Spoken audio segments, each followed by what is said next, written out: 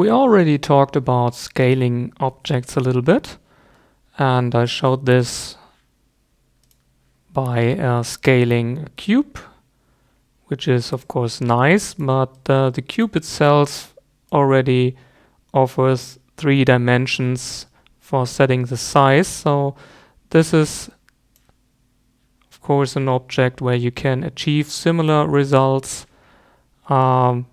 Beside that, you would have to relocate the position of the cube after scaling. But especially when scaling other kind of objects, for instance, cylinder or let's say cube, you normally would have a problem that they don't allow you to scale individual edges, as they are more or less symmetrical objects around some sort of rotation axis. So the Parametric Tool is working around this by using FFD, so freeform deformation.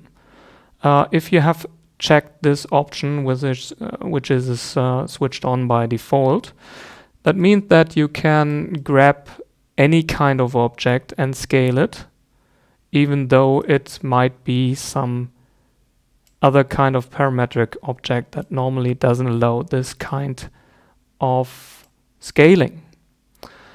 For restricting the amount of scale, you can activate key proportions.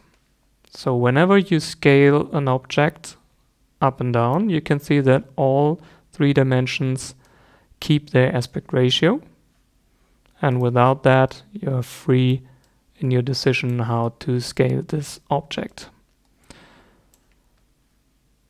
This kind of principle is quite handy. As you can see, it creates some point selection tag for you that is connected to the FFD that's created by the tool.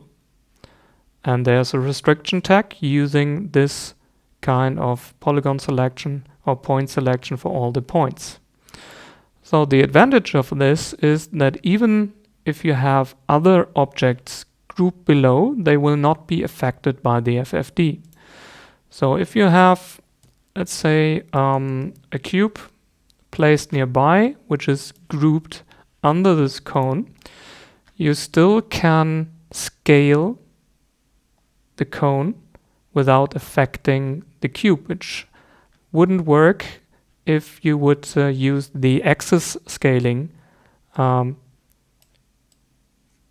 which would be necessary to use if you would like to have some uneven scaling going on with the cone.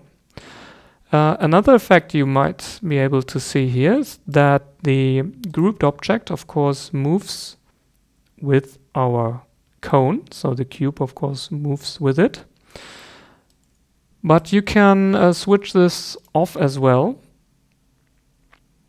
if you tick this one, which is change position without children. So you can see that now you can rotate or move the cone around, even though there might be other objects grouped below. So this is also quite handy if you already set up some kinds of hierarchies and you want to redefine some rotations, some scale, or some positions of objects that are more up in the hierarchy. Another option here is quite handy is this one, to move grouped objects while scaling. So just let me show this. If we have this kind of setup, maybe 2 cubes, and the smaller cube, which is on the right side here, is grouped under the larger cube. And now whenever you scale the first one, you can see that the second one moves with it as if they are somehow linked together. So this is quite handy as well, and is caused by this option here, which is also switched on by default. As you have seen, some scaling requires to use an FFD. So again, let's choose, for instance, a cone primitive. You can see that these kind of point selections created. And as you might know, this is of course a static element. So every time the amount of points or polygons would change, and this is of course quite easy by using parametric objects, this kind of tag would lose its information. So let's say we have this scaled cone, and some working steps later we decide we need some different kind of rounding going on with the cone. So we just use the options we have with our cone primitive. And you can see that now as the tag is not updated by default, the FFD that has been used for scaling cannot find the right points anymore. So for this, we have this kind of polygon selector tag, which is also part of the parametric toolkit, which has a bunch of nice functionality by itself. But right now we just focus on one feature, which is this little tick here for auto tag update. So whenever you have this ticked on, you can see that it keeps the selection tags updated. So in this case, it's an all point tag, which means that we still can edit the amount of polygons and subdivisions we like to have.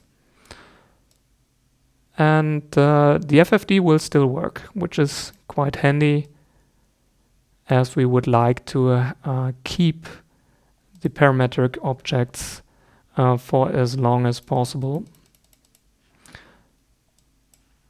And you can see that everything still works the same as before.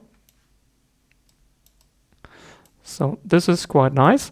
Of course, this kind of principle not only works with the parametric objects we have here, but also, for instance, with splines. So let's say we have some text. You can see that you can grab this spline text as you just did with the cube or cone. So it's basically the same, just that most of the splines just have 2 dimensions, so they cannot be scaled in depth. So it's will always be a 2-dimensional object just, but it's basically the same principle with the splines, or even here with the helix spline. You can see that now this is one of the few splines we have which actually has 3 dimensions, so you can use this to scale in all 3 dimensions as well, which is quite handy, as one side again sticks to the place it has been before. And of course you can always decide to keep the aspect ratio here, to keep the proportions of the object. So this is more or less about the scaling part, which of course works also, just showing this for demonstration, with any kind of other polygon object. So you can see I just grabbed one of the scanned humans from the content browser, and you can see that this of course can also be scaled up and down, keeping the feet on the ground by using proportional scaling, but at the same time You can use a free scale or just inverting the scale here, as you can see. So this is just similar to mirroring the object, which can also be done easily by this tool.